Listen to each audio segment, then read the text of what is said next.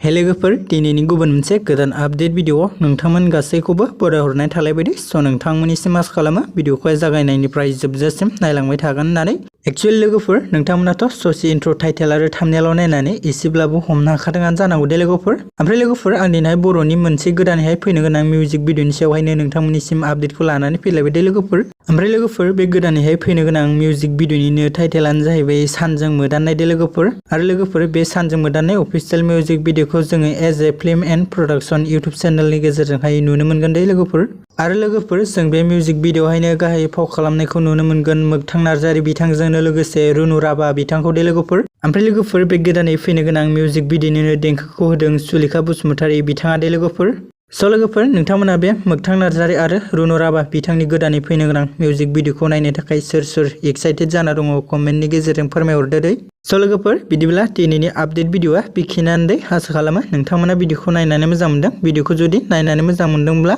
नोंथांमोना भिडिअखौ खनसे लाइक खालामनानै होबानो जाबाय दे आरो सोरबाफोर जुदि चेनेलाव भिडिअखौ गोदानै नायगासिनो दङब्ला नोंथांमोना चेनेलखौबो साबस्क्राइब खालामनानै ला दे जाहाथे आंनि गोदान भिडिअफोरनि नटिफिकेसनफोरा नोंथांमोननियाव थाबैनो सौहैयो दे